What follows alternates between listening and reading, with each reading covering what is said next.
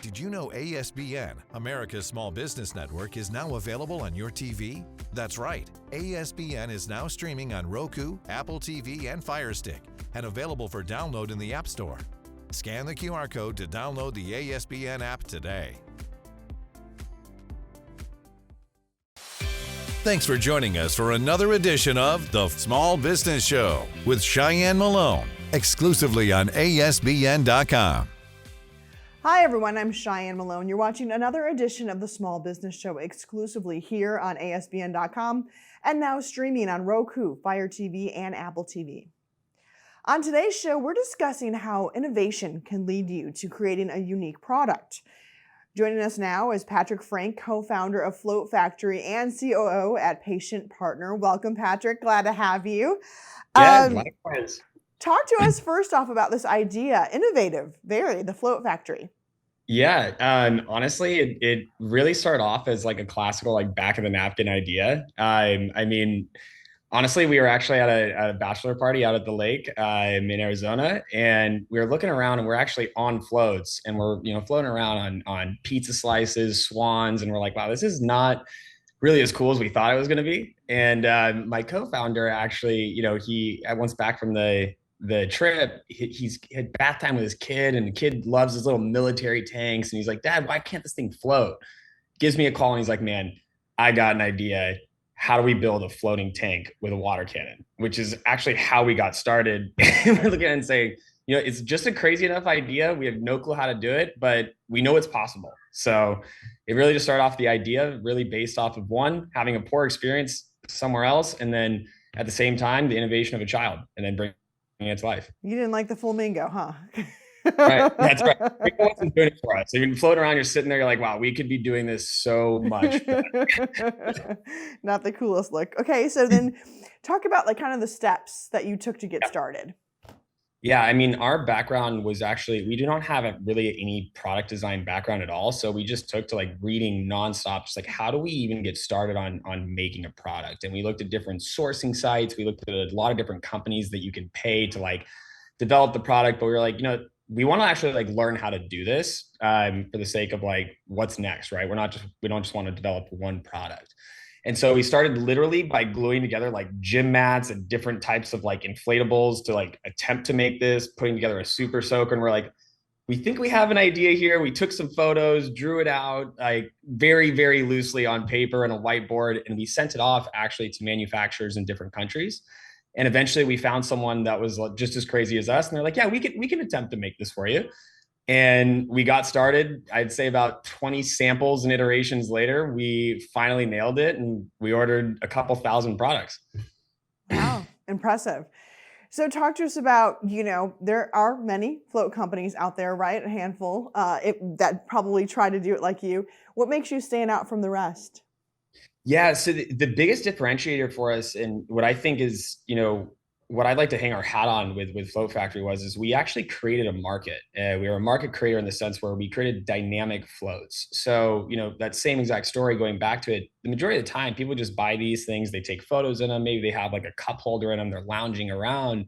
And for us, we're like, we want to be having fun, right? The entire idea of the company, especially inspired by, my co-founders' kids, were we want to be kids again, right? We want to be having fun, that nostalgic feeling. And every single one of our products that we built is dynamic in nature, meaning you can do something with it. You're not just floating around, right? Whether it's the pool punishers, which is the big inflatable tank that has a water cannon, or our Formula floats, which are Formula One inspired race cars that essentially, have a built-in motor that is remote control and you can drive around.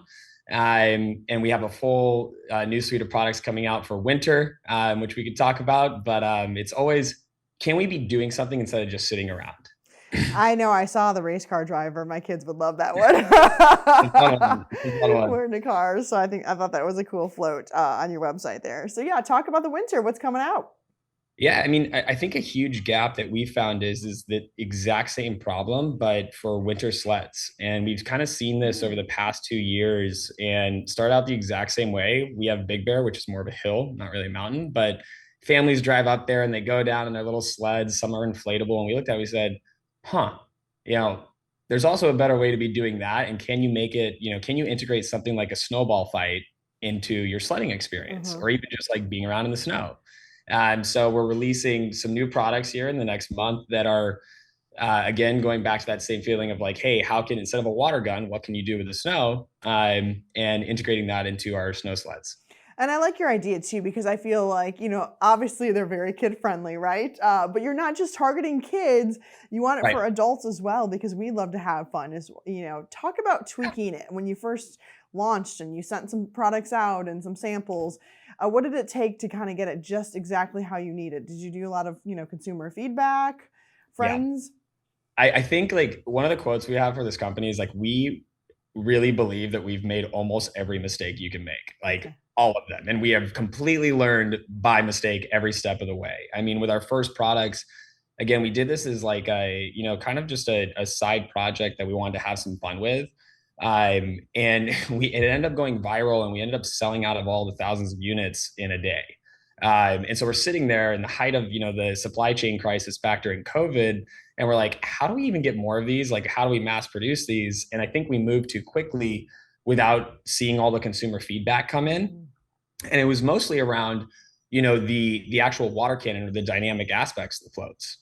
And so for us, it was learning, hey, really doubling down on the quality of the dynamic aspect, because floats, they've been making them for, a decade or so. So we were rock solid on our durability, but a lot of it was listening to our consumers, on like the water cannon, in many cases it was breaking, and then sending them out the free new upgraded one, right? So like making sure that we're delivering on that experience and we're keeping them happy and moving as fast as we can to iterate, because the market's moving so quickly, and people are buying and you're running out of inventory. And so the way to keep them happy is just, hey, we're coming out with something new, we'll send it to you, give us feedback. And in that loop, you get, content from them that you're able to repurpose and use for marketing as well.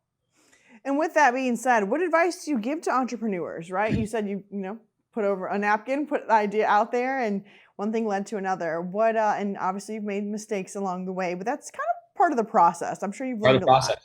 Yeah, anybody who doesn't think that they're going to be making mistakes along the way is very foolhardy. And it's almost like making yourself space to make those mistakes, and just so as long as you don't make them again, you're in the clear. But I think the number one piece of advice that I give to entrepreneurs is just act, right? I think so many times people spend in this like ideation paralysis, where they're just thinking of all these ideas and I want to do all these things, but then they never actually get started because it gets overwhelming.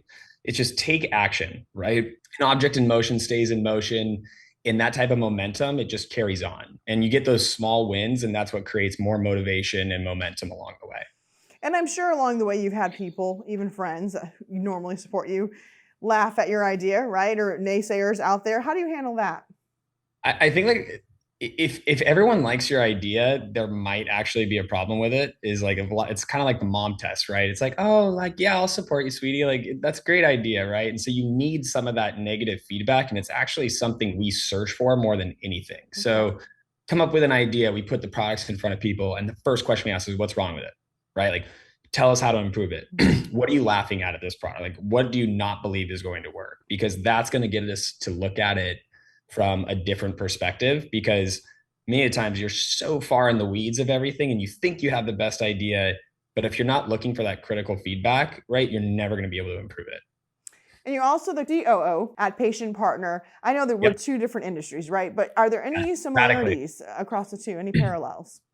So they're radically different. And, Patient Partner is our day-to-day, George, my co-founder, and I, that's something that we focus on day-to-day, the majority of our time. And Float Factory, we've been able to really kind of automate the business as a whole. And, on our weekends and our free time, we spend on the ideation of new products. But like, it's strange to be in so many different places, but I will say it's actually been an incredible benefit to us have done both. And I want to double down on this, is that there's so many things that a consumer technology company can learn from a direct to consumer product and e-commerce type of companies. And there's so many things that an e-commerce company can learn from a consumer platform. And I think that a lot of the times in the technology world, people are, in prior history, there's been all this funding that has come in, and people haven't been as concerned about their bottom lines and focused on the consumer experience. And I think that by doing both, it's allowed us to view both companies from a different perspective and take tools actually that have worked for one and reapply it to the other.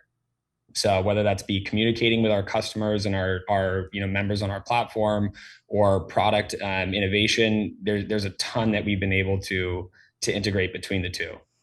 Makes sense. Any final thoughts or anything you want to say to our viewers? Yeah, I think it's one of those things where it's like, we might be in never be afraid to be in two different places, right? I mean, a lot of the times people might be stuck, let's say, in more of a corporate role, and they're like, oh, I want to start a side project. I don't know how to do it at the same time. Or in my case, we're really having two companies at the exact same time. It's like, give yourself the space and schedule out the blocks to do both, right? I mean, some of the times where you're able to separate yourself from it and be in two different places will lead to some of the best ideas that overlap. And I think that it's okay to be doing that at the same time and allowing yourself that freedom to do it. Because if you limit yourself in one place, you're not always going to have the best ideas or a different viewpoint on what you're doing. Well said. Patrick Frank, co-founder of Float Factory and COO, a patient partner. Thanks so much for your time today and all your expertise. Likewise. Thank you so much. It's been a great pleasure. Yes, and thank all of you for watching the Small Business Show exclusively right here on ASBN.com and now streaming on Roku, Fire TV, and Apple TV. Thanks for joining us for another edition of The Small Business Show with Cheyenne Malone, exclusively on ASBN.com.